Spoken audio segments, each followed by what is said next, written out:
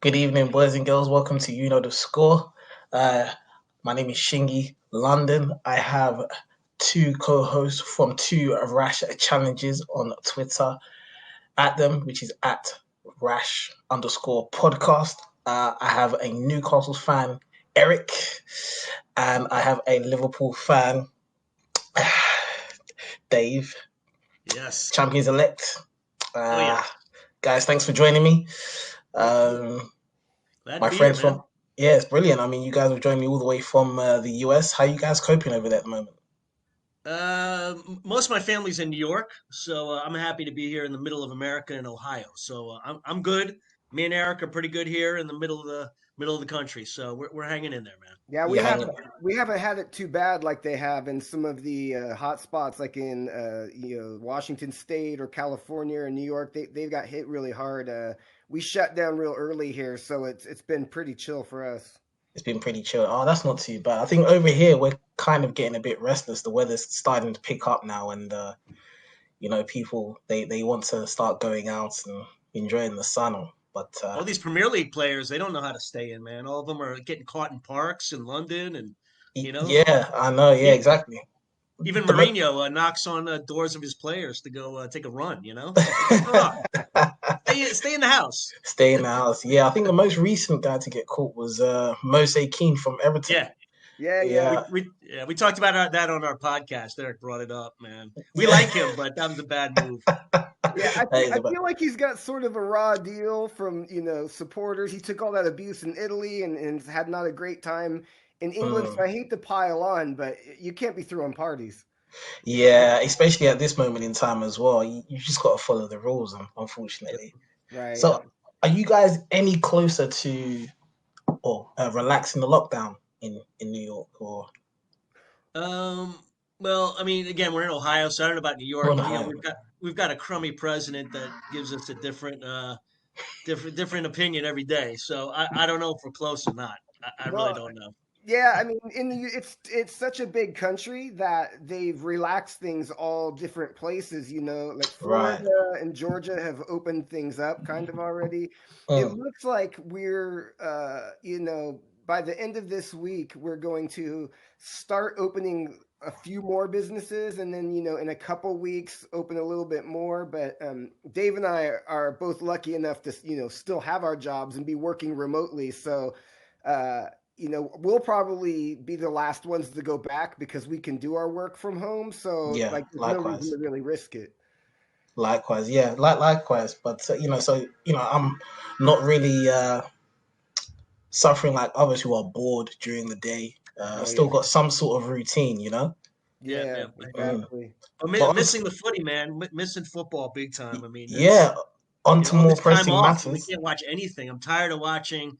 I think yesterday or today was the 30-year anniversary of last time Liverpool won the championship. So I don't want to hear about that anymore. I don't want to look at old games. I don't want to. I don't Yeah. want to reminisce about 3 decades ago. I want to celebrate. In saying that, how are you feeling about obviously the season coming to a halt at this moment in time, and obviously stopping your title assault I mean, as well? Eric and I have talked about this on the pod a lot. I mean, Mm, this is the worst scenario that could ever happen for Liverpool. I mean, it's the worst. I mean, who would have thunk this back in January or December? Like we're just mm, steamrolling our way to a title. City is even Eric didn't even think City could catch us. Like there was no way one of the best Premier League teams of all time. That's what I think. And then it all went downhill, man. They drop out of every competition, mm. and as Eric will remind you, and then the virus halts the season and now it might be voided. So even if we do get this season to completion, Mm. I have to admit it's tainted and it's not. It's a three-fourths of a title. Mm. Now, Eric, do you think the Premier League should be voided? Because in recent days we've seen that the league are cancelled, and we've last week we saw the Dutch Eredivisie that was cancelled as well. Do you think the Premier League should follow suit? Well, it's like two different matters. Like for me, torturing Dave about Liverpool all the time, I'm of course you cancel it. You just shut it Yeah, down and you give them nothing because like nothing is more Liverpool than getting that close and then having it exactly. ripped away some sort of way. So for Mm, me, just from that standpoint, I'm like, shut it down. But it's so messy. You think about all of the ramifications. What about Champions League? What Mm, about teams that are you're just going to say, all right, we're relegating the bottom three because they're in the bottom three? Well, some mm, of those sides could make it out. So there's no clean, really good way to do it. mm, So, I mean, I don't know. Like, logically, I feel like it would be good to play behind closed doors if you could guarantee player safety. But mm. I don't know how you really do that. They're going to be going back to their families, or what are you going to lock them down for like 6 weeks or something? I mean, Yeah. it just doesn't make sense. I feel like in all seriousness, if you just cut it off, someone Mm, brought up a really good idea of, that the top four are the top four. We make that the Champions League places, and you leave it like that. mm, You don't relegate anyone, but then you bring up two teams, the top two teams from the championship, and have a mm, 22 team season next season, and mm, then you relegate 5 teams to get everything back That's in interesting. order. So that way, the two teams that were guaranteed a place when it was mm. cut off, they still get to come up and have a chance, and nobody gets put down without the opportunity to dig themselves out. That seems like the fairest way to do it to me, really. Do you think it's fair though on the teams like in the championship who were vying for a playoff No, place, and the and the teams in League One who were in the same position in the playoff place? right? What do you No, do with those teams? it's not fair, but it's the Mm, most fair thing that I've heard of Yeah, all there's of no the hundred ideas. percent.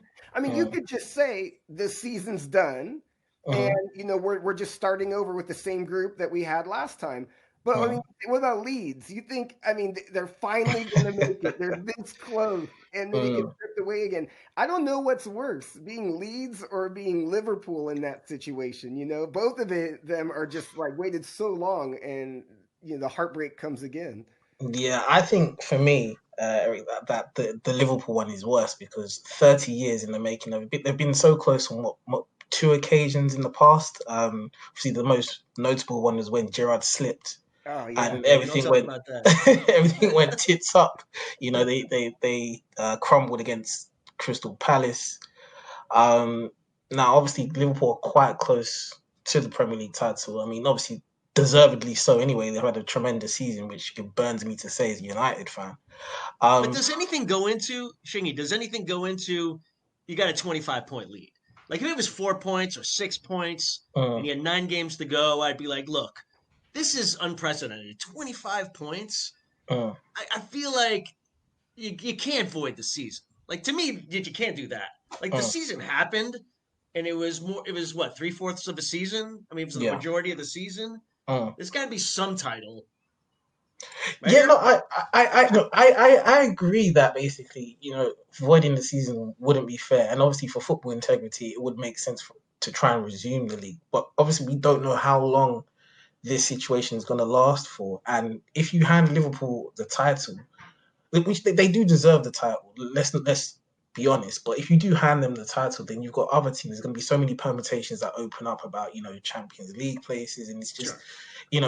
for me it just it's so difficult. I don't think there's any wrong or right answer. I mean, everybody poses great solutions, but obviously for you as a Liverpool fan, I Yeah. mean, you guys are desperate for that title. Um, I mean, so yeah. celebrating in front of no fans and having no parade. I Mm. mean, that's going to be weird. I mean, how does that happen? What do we celebrate in like 4 months? Are we going to have a It's Zoom true. with like Van Dyke and Salah celebrating? And, you know what I mean? Like, I don't see the joy is killed no matter what. I mean, Mm. that's done. But if The they joy, and do then we got to say, hear from people like Eric and his new oil money Newcastle supporters and everything. yeah, we're We got gonna to hear get to from them that. about Liverpool not really winning this thing Mm, for the next 20 years. But the problem is, I think the good thing is Liverpool could win next year, and mm. I will take that. You'll take If they that. win that next year, you can Mm. have this past season. That's fine. Brilliant. I Now, need a guarantee. well, I mean, who knows anyway? Because obviously it looks imminent now that Newcastle are going to be taken over by the Saudi owner. Eric, how are you feeling about this takeover? Because obviously it's been dragging on for about 3 weeks now. How are you So feeling? I talk to Dave about this all the time. Mm, This is a yearly or twice yearly ritual that we go through, ever uh-huh, since Mike Ashley's been the owner of Newcastle, that anytime the transfer window's about to open, or you're hoping to sign players or whatever it is, they always come up with some transfer rumor and it never ever comes through. And after Rafa leaving and getting my heart broken last summer, I swore I was not going to celebrate until I saw a new owner holding the scarf. I'm not doing it. So, if on Newcastle Twitter, everyone is already like hashtag cans. We're celebrating. We're building up our reserves. We're going to open some cans and party and Signing celebrate tons of this thing. players. But it's I'm not buying it until it's done. It's so Newcastle. It's almost like Liverpool getting so close to the title. It's so Newcastle to get really close and have it fall through that I don't want to get my hopes up. But it just makes you laugh when you look at our squad and the scores that our points total papers over a lot of cracks. If you've watched any of the matches this season, we were terrible. No ideas going forward. Bruce, I mean, they say, well, look, he's got the same points as Rafa had last year, or a little bit better. He's doing great. It's been diabolical football. I mean, it is. Oh yeah, absolutely. Because I mean, my friend's a Newcastle fan, and I went to the game at Sellers Park Okay. when Crystal Palace beat Newcastle, and I haven't seen dire football like that Yeah. for God knows how long. And I was speaking to a lot of Geordies, and you know, they were so upset because they travel thousands and thousands of Right. miles up and down the country to see absolute garbage. Oh, it's Now, terrible. Yeah. I think this takeover would be refreshing for football because Newcastle is a big football club. Right. Yeah. I don't know. It's almost in a way like what Dave's talking about with it being a tainted title for Liverpool. It's killing some of the enjoyment because of all of the things that have gone on in the media and with Amnesty International getting involved and a fellow Man U supporter, Miguel Delaney, of the independent newspaper taking pot shots like every single day about how this is immoral and you should stop supporting Newcastle if you're a Newcastle supporter because of all these human rights things. Even though his newspaper is part owned by Saudis and he gets his paycheck from them, somehow, us being bought by them is some sort of an issue. Most of the Geordies that I interact with online are pragmatic about it. They're saying, listen, we don't necessarily like all of the background and baggage that comes with this, but we have absolutely no say in who owns the club, as evidenced by 11 years of Mike Ashley and having to put up with that mess for so long. And so, we're excited about it. It's ridiculous to see that we've had like Koulibaly rumors, Coutinho rumors. I mean, you look at the squad that we've got right now, and to Yeah. be even mentioning those type of players in the same breath, it's almost like unbelievable. But I mean, I don't know. I'm just quietly sitting back, hoping for the best, and Yeah. I hope it goes through, and I hope all of the drama involved with it too blows over. We'll have to wait and see. Dave, I mean, you as an onlooker, I mean, do you oppose this takeover just as a neutral? Because I mean, there's been some clubs in the Premier League who are opposing this takeover. Some people are saying that these owners are not fit and proper. You've been taken over by American owners, in more recent times. What are your thoughts on the I takeover? mean, fit and proper. I've heard that for a while now. Uh, My feeling, look, I love to bash Newcastle, but objectively, I don't. You can't. It's not the supporters' responsibility uh, to protest and say they're okay. Okay or not okay with these owners. What businessman, what business person doesn't have a checkered past? I don't know. It's just not for us to decide. And yeah. this fair thing that the EPL looks at, it's a joke. I mean, Uh, Gillette and Hicks with Liverpool, those guys were a joke. I yeah. mean, they weren't fit and proper. They didn't have the money. Your boys, the Glazers, they were hemorrhaging money. I mean, they Exactly. basically leveraged everything to buy Manchester United. So On much that, yeah. debt. So I don't really get what this fit and proper thing is. So I'm not going to say, oh, Newcastle shouldn't get this oil money, these Saudis. They treat people horribly. I don't know. It Do you think it sounds like comes in light of what happened to Man City? Uh, with them, obviously, I think obviously the UEFA, they're trying to make an example of Mm. Man City. Do you think obviously the reason why there so many calls for this takeover to be looked into properly is because of how Manchester City and even PSG uh, have been taken over and I mean, funneled money to Eric their clubs? talks about this really well about how, I mean, basically Newcastle. I think Newcastle is suffering from what happened with City and PSG. Mm, I think I don't know if you want to call it almost lumping in all Middle Eastern situations and countries, the oil companies. yeah. Um, I think you really got to look at each case differently. But I think Man Mm, City set the tone and PSG set the tone, and I think Newcastle is. This seems like this is more scrutiny than the other teams, mm. and I think it's because of City, don't you think, Eric? I mean, Uh, and what happened with them, and I've talked to Dave about this. Like, not being from England, I don't know like the deep history of it, but I know Mm. there's like a lot of animosity between the North and the South a lot of times. Yeah, there is. Yeah. in England, yeah. Yeah, Mm, in England, and so I think because most of the negative comments from the pundits are coming from the South. mhm, From the supporters, I've seen nothing but encouraging things really online. mm. A lot of other teams are saying, "Look, Newcastle supporters have put up with a lot for a long time. It'd be great to see Absolutely. them actually have something good happen to them." I haven't Mhm. seen a lot of it coming from them. It's just been, like Richard Keys or like What is his issue? What is Richard Keys' issue? I'm telling you, it's got something to do with either people that have a relationship with Mike Ashley, who's from Mhm, London, mhm, or people that just have some sort of grudge with people up north. I mean, like I said, I don't know the history of it well enough to really speak to it, but it feels like there's, at least from the journalism standpoint, there's something to that. But I kept saying, when I'd respond to these comments from these people, I'd say, I want to see this same energy from Amnesty, and I want to see the same energy from all of you reporters when the World Cup comes up, and you tell all supporters around the world to boycott the Qatar World Cup because Yeah. they've been having human rights violations building up all those stadiums, and literally mhm, thousands of people have died. And They that's they well documented. Like they that's no lure secret. people over Yeah. from these third world countries with offers of work and then take their visas so they can't go home. Like if we're really gonna say this is the time to take a stand, mhm. cool. But let's do it every single time on every one of these other situations because I have a feeling when the World Cup comes around, it's going to be There's gonna be plenty celebration. of silence, isn't it? Yeah. Yeah, it's true. That's definitely true. Now, with this takeover, Dave, are you worried about how Newcastle could come back as a big club? Because back in the '90s, Newcastle were challenging, well, for European spots and coming close to winning Premier League titles.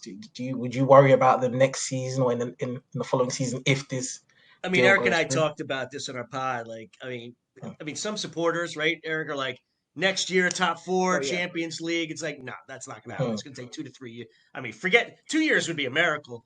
It'll be 3 years, at least. mm, You have to have some good, smart footballing people in place, a director mm, of football, a good coach, because it ain't Steve Bruce. We know that.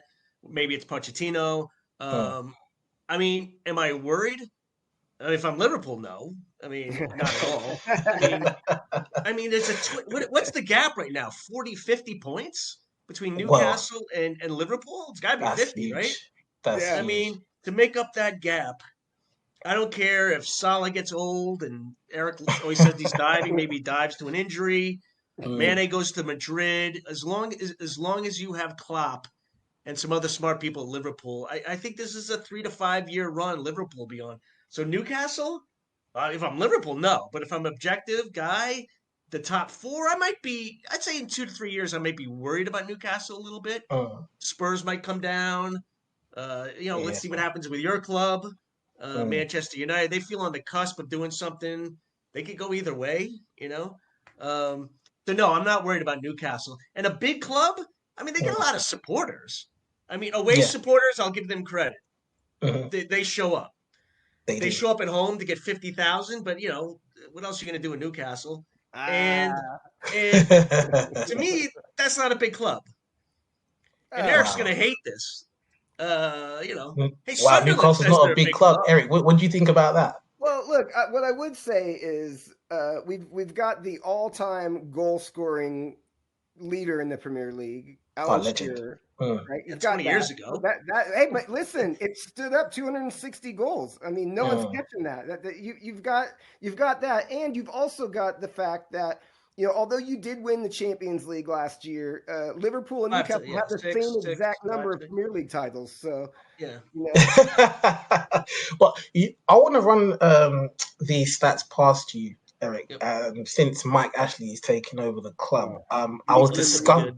I was disgusted to read this. So since June 15, 2007, since Mike Ashley's been at the club, he's inherited £76 million of debt. There's been 35 million growth debt, so the actual current debt at the moment is 111 million.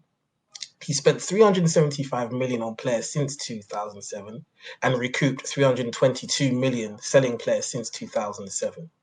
the old net Um, spend. The old net spend. Eric yeah, loves the net I spend. hate the net yes, spend. 53 million pounds net spend on players since 2007. You've had 3 top half finishes, only one in the top nine, 9 finishes outside the top half, 2 relegations, 5 players sold for over 15 million, 1 player signed for over 15 million, which is a joke in this current climate.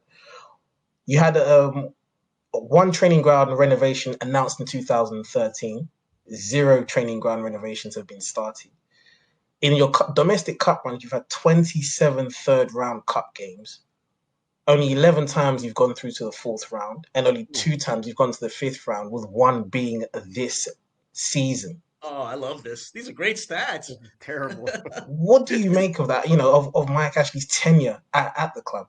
uh, it's like it's blasphemy to ever say anything good about Mike Ashley if you're a Newcastle supporter. But Mm, the funny thing I would say is that it's a combination of indifference. Now, a lot of mm, people say he like goes out of his ways to mess with the Geordies and to like punish them for things, but he's a businessman. Like if they were doing better, he would make more money and he would be happy. So I think mm, really what it was is he surrounded himself with people who weren't football people, mm, and then a couple times when he did spend money, it went horribly wrong, and it made him gun shy to ever spend money again. mm, Um, you you look at the opportunity where you give McLaren, I forget what it was, like mm, 70, 80 million pounds, mm, and we get relegated. But then you have Rafa, who actually stabilized things and knows what he's doing, and you don't give him anything. And so mm, I think he wasn't a football person, and so throwing money at it necessarily wouldn't even have had that much of a difference. Dave was mm. dead right. You have to have a good manager. You've got to have good front office football people, and we've just not had it. So to me, and the training ground thing is a joke. I mean, if you've seen pictures, they actually have a blow up pool like you would get for your kid Yeah, and yeah, I've stick in seen your that. I've garden. seen that. Yeah, Yeah. I've seen it. So, It's and a so you've got disgrace. like 5 professional footballers who make, tens of thousands of pounds a week sitting in a blow Mm. up pool outside this old brick shed in some field somewhere. It's kind of mind boggling. I mean, that's why I would almost rather focus on getting the right manager than any players. Mm. And the way you're going to turn it around is get someone to let them build a team full of people that they like, that they want. Well, in recent years, we've seen how difficult that is with multiple clubs. I mean, obviously, my team anyway. We've struggled. We've struggled to have some sort of direction in Right. terms of obviously the structure at the club. Obviously Arsenal, they've got their second manager since Arsene Wenger. Um, Obviously, the team that has kind of got it right finally is Liverpool. Right. Um, Now, would you look at their kind of like structure in terms of the obviously the footballing committee that they've got to handle transfers, the manager that they've got, and obviously the way the owners are overseeing things at the club? Would you look to their model? I definitely Yes, would. you I would. no no no no. I rarely give Dave any sort of positive comments on Liverpool, but no, Mm, you kind of nailed it there. mm, The thing about Klopp, and I love to give Dave a hard time about this. I like to say, except for Van Dijk and Allison, like none mm, of these guys are the same player on a different team. They're still good players, very good players. But what makes Liverpool so deadly is they all are so well drilled and all know the philosophy and know exactly what Klopp is trying to accomplish, and they all execute it perfectly every time. So, but Klopp, he knows the type of guy that he wants. Like they would give him £100 million if he said he needed somebody, but he doesn't really ask for it because he knows you could go out and buy Neymar. And that would completely destroy the chemistry of the team. That would cause more problems than, his talent would provide good things on it. So I would love to find somebody, and I'm not sure Pochettino's the guy. I know it sounds really ignorant when you've got Steve Bruce, the cabbage, as your manager to say, look, I don't know about Pochettino. But he's not proven yet. He's gotten close. And for someone to be that hyped for just getting close, I've never really seen it before. Usually you've really got to earn it before people put you in the same level. And I don't, but I mean, a lot of people put him in the same level as, Guardiola or Klopp. And I'm like, there's a next level down. To be fair, I mean, obviously, Dave, I'm going to come to you now. When you appointed Klopp, obviously he had a decent reputation. He came from Dortmund. However, he did struggle in his first couple of seasons. He didn't get it right just like that. He bought a few players which aren't at the club anymore, but it took him 3 seasons to actually get it. Now obviously Liverpool are in such a good space right now. Do you think obviously Liverpool can go on from where they are now and get even better and even better than the clubs that are below them? I mean, I see Klopp as look, I like Brendan Rodgers a lot, and by the way, that's who I think Eric should get. He's Klopp light. Rodgers is Klopp light because you're not getting a Klopp level guy at Newcastle. I just think you're not. I just think it took Klopp some time. I feel like the last regime did well for Liverpool, but when Klopp came in, he won a couple of Bundesliga titles. Eric will remind me that he didn't win a lot. And but he had a system. You saw that free flowing football at Dortmund. It's attractive, and they took some chances. He didn't go out and ask the Fenway Group to give him 300 million to buy all these players right away, Eric. But he had to feel his way. He has Karius, he has a crappy goalie situation. First couple of years, Karius and Mignolet. And then he learned the hard way. Like, you need a goalie. He got him. You can't win 5-4 every game, which he was doing at Dortmund at the beginning of Liverpool. So he gets Van Dijk. Now, is that all Klopp? No, but it's like you said, it's that transfer market group who signs the players. And just, Firmino, good player. Mane, good at Southampton, right? Wasn't he at Southampton? Right. Salah was at Rome and, didn't have a lot of success at Chelsea. So they took a lot of chances and they hit home runs on these guys. To Eric's point, the system, and I still think these guys, I think Mane is world class. I do. I think Sadio Mane will be good at Real Madrid if they go after him. Hopefully, hopefully he does go. And right. Firmino's one of the best players, most important players on that team. I think he's world class. Alisson, Van Dijk, Trent Alexander-Arnold, whatever you want to call him, a winger or a defender. He's an amazing winger. And then Robertson is maybe more part of a system, but he's good. You would take him on Newcastle, even though Eric won't really, but he's good. Quick question, Dave, because I did read somewhere where Klopp said that he would look to, well, not call it quits, but to take a break, I think sometime in 2022. Now, ideally for me, if Liverpool weren't awarded the title this season, right, it was voided, and then next season, let's say, for example, you came second or third, Yeah, no, I think we're in trouble. I think I think he'll be like, I think he's the guy who's like, because what does he have? 4 years left? He signed a new contract. I can't remember. But he might leave early. No, I could see it. I could see like he needs a new project. So we got to win the title. I don't think this year counts. I think even if this is the title and this is the only title he wins. Better than nothing. Look, excuse me. Look, he won the Champions League. So, I mean, that's a pretty big deal. But I think if he doesn't win a legit Premier League title, that'll be a Yeah, well, I mean, you could be Newcastle because Newcastle haven't won anything for like 60 years now. Yeah, 16 yeah. years. It was the FA Cup and like I can't remember. I want to say like 51 or something like that. 51. Oh, it's a So how long is this time. a It's a big long club? time. Sorry to bring it up, Shingy, but how's this a big club, Eric? Because of the What, supporters. That's it. what do you define a big club as? Is Not attendance. you It's can not say attendance. success. Look at Nottingham Forest, right? So Yeah. are they a big club? They're European champions, but what, To me, they historically, historically, right? Yeah.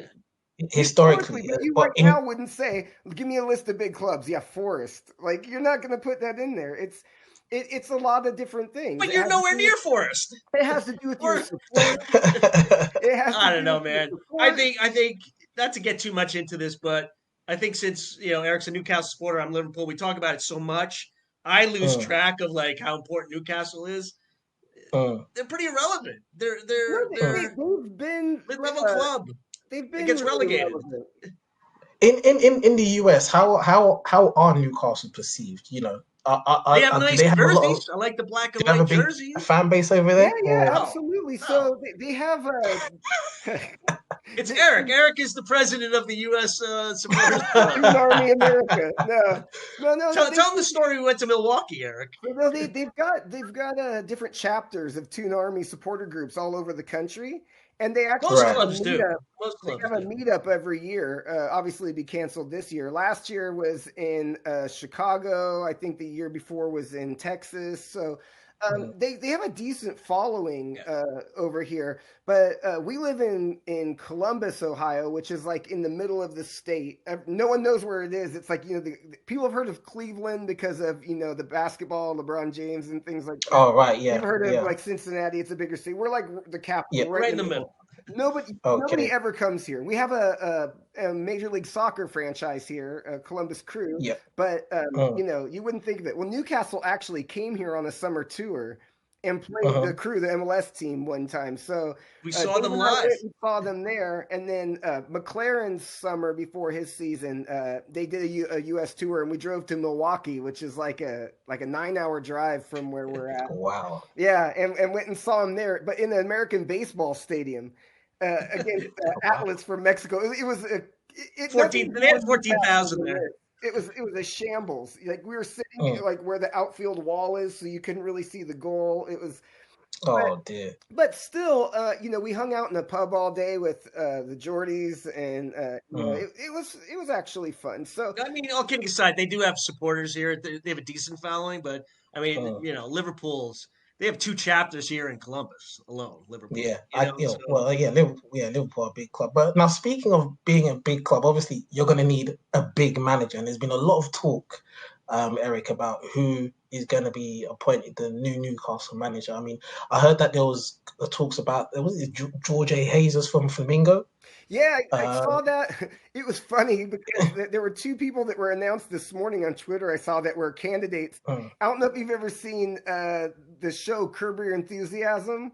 It's I've heard of it. with Larry David, right? The guy, one of the Right. co-creators of Seinfeld or whatever. The guy looks exactly like him. And then he's got a friend, another comedian, Richard Lewis was the other coach. So people started putting these memes on there of Richard Lewis and Larry David as these two potential managers. I mean, dead ringer. Mm, You wouldn't even believe it. But I I like the idea of the Flamengo coach, just mm, like a lot more attacking style football.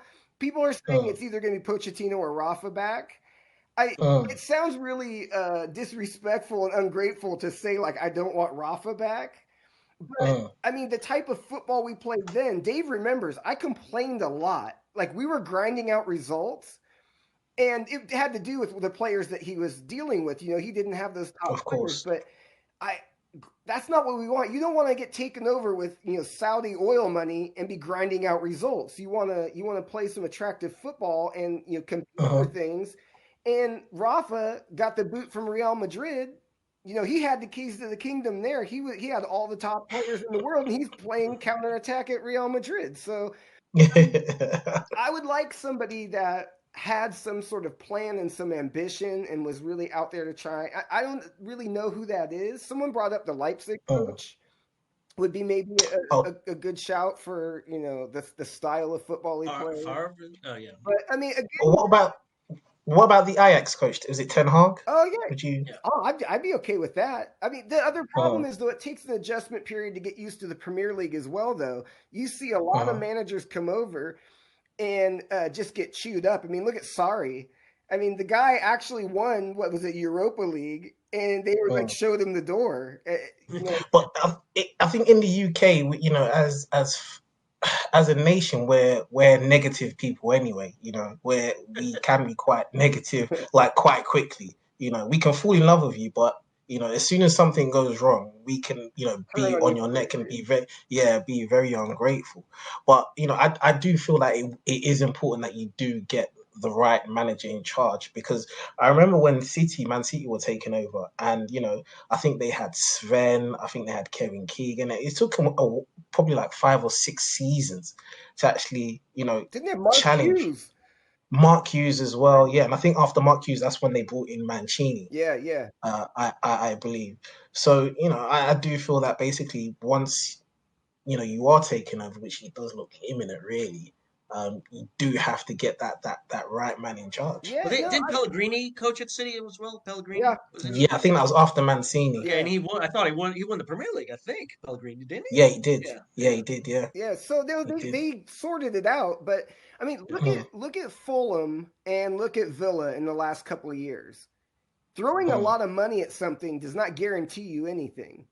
Both of mm, those squads spent well over £100 million on players, and mm. what Fulham got relegated, and Villa are on their way to be relegated. So, I mean, if you don't get the right person in charge, it doesn't Mm. matter how much money you throw at it. You could still have a problem. I mean, they're talking about if the season starts back up that they're letting Bruce finish out the season. I'm not 100% confident that we We won't won't get get relegated. relegated. We get the Saudis in and have all this money. They go, oh, out of respect for Steve Bruce, we'll let you finish the season. We go on a 9-game losing streak and get relegated. That would be just typical. Oh, that would be a disaster. Now, Dave, I'm gonna come on to you about Mike Ashley quickly. Do you think he decided to, from a neutral standpoint, do you think he decided to sell as a result of the coronavirus? I mean, like Eric has said, I've seen so many false rumors over the years with this guy.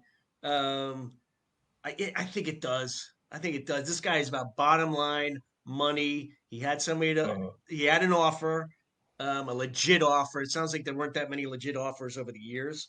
There was just stop and start with these rumors.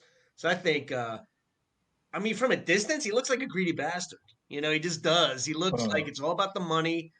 He flies into Newcastle. Like I asked Eric, I was like, has he ever even lived in Newcastle? They have an apartment. He's like, I don't think he stayed long enough in Newcastle to even be there. And like that's kind of messed up. At least like with Liverpool when they had Gillette and Hicks, those guys faked it. At least they tried to fake it and be like, we're into Yeah. Liverpool.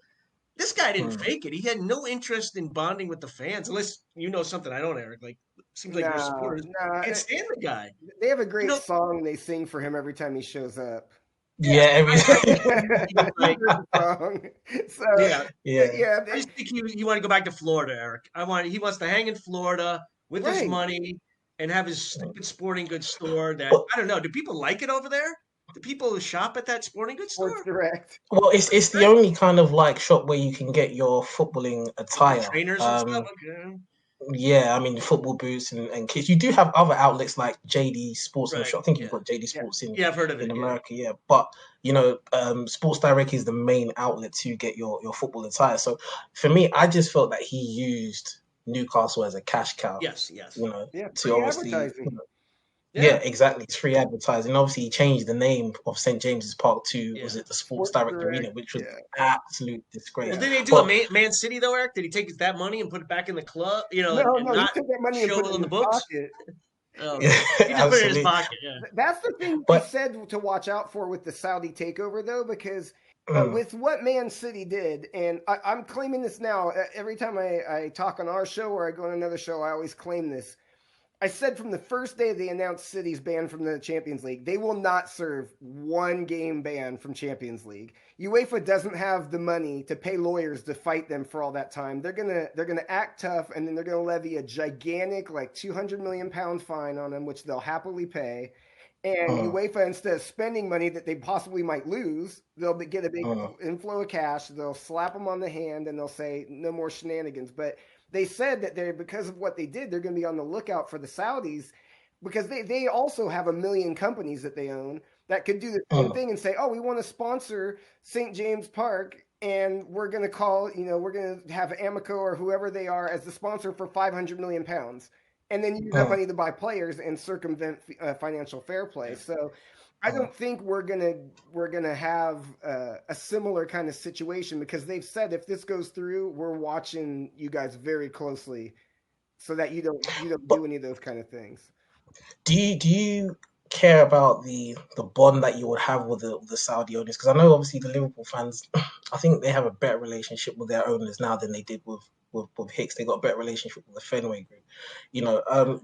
I mean, Dave, do you think that's an important part? It's a good point, Shingy, because I was gonna I think it's very unique to football, and especially in the UK and England, this bond between, the supporters. It's the basis of it, and where football came from is more blue collar.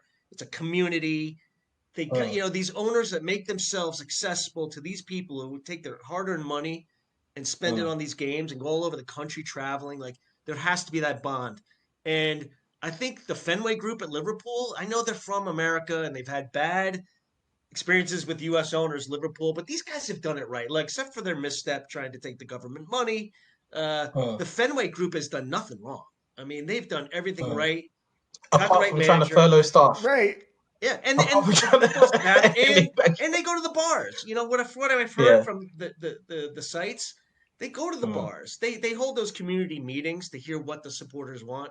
And I feel like that's always happened in the history of football in England. It's like, we want to hear what the supporters. The supporters are driving the club. The owner is just there for a little while. The supporters are there forever. Yeah, I mean, the dream is that you get the Leicester City owner. Yeah, that guy. That guy, rest in peace, was absolute legend. I mean, what they loved him there. The community, the supporters, everything. That's like the person that you want to take over your club. If you never win a title or anything, because just completely bought in and became part of the fabric of that group. And they've already said that.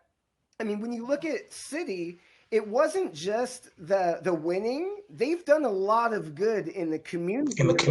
Absolutely, yeah. The Saudis have talked about doing the same thing. It's not just fixing up the training ground and buying some big players. That they've talked about, donating to the local food bank, to get community groups, redeveloping, the lower economic parts of the neighborhood and all of that. So I think they're probably not going to be. You're not going to see MBS sitting in the owner's box every weekend at St. James's. But I think that by actions of the club and the things they do in the community, you could build a bond that at least you have that respect that, this person cares about us and cares about the community. I don't think you're going to see him in the pub, but of course, I doubt that. But because I read somewhere that there's this guy, I think his name was it Jamal Khashoggi or somebody, the journalist. The journalist, he was concerned that the Saudi owners have obviously a bad reputation, and they were allegedly involved in this journalist's death or something like that. It's pretty much been proven. They've admitted to it. Right. So, do you think that will kind of create a barrier between the fans and the owners? Do you think fans will even care? The evidence of it online.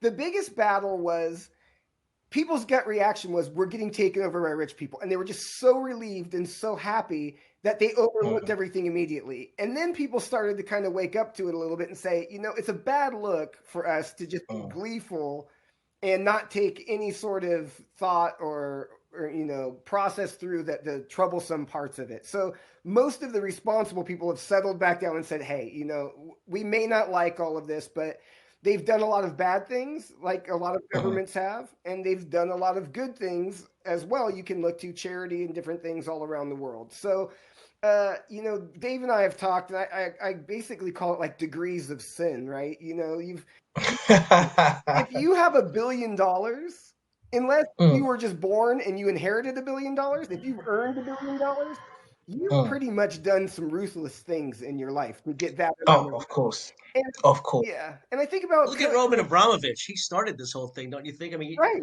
I'm not saying Yeah, he has he did. blood on his hands, but But something's up with that guy. You know, yeah, like definitely, Not saying he definitely. doesn't Yep, either. he's part of the Russian mafia. Right. yeah, there's some buried bodies somewhere. Yeah, I mean, Yeah. look at the U.S. government, like backing, rebel groups in Central America in the 1970s and 80s and overthrowing democratic government. You can go on and on and on. Yeah, I yeah, think you exactly. have to acknowledge that there are some problematic things about that Mm, government with human rights and women's rights mm, and all of these things. But you can step back as a supporter and say, I'm hoping that they start to fix their reputation by doing a lot of good things in this community, and it's not just sports mm, washing, trying to change the narrative. But it's not our responsibility. If it was our responsibility, we would have got rid of Mike Ashley after like 3 seasons and got a new owner. mm. But you've got no Yeah, say in it. So I I don't like a lot of the things that they've done, but mm, I mean I don't know if me not supporting Newcastle would change any of that. absolutely. Now, just to finish off things, I mean, Dave, if Liverpool are gifted the title for whatever reason, or I mean, obviously we finish the season and you go and Gifted. win it. What what is the first thing you're going to do? If I'm gifted the title, if they win this thing, If yes, if they win this thing. um, Salah, what am I gonna do? I'm gonna be by myself. Put on my Liverpool jersey, my Salah Mm. jersey, and have a beer and not call Eric. And I'll go on the chat. I'll go on the boards and read stuff. I mean, it's really going to be subdued. I can't imagine. I'm not popping champagne. I'll take it for what it's worth, and Mm, everybody else will probably rub it in my. All non-Liverpool supporters are just going to rub it in our face.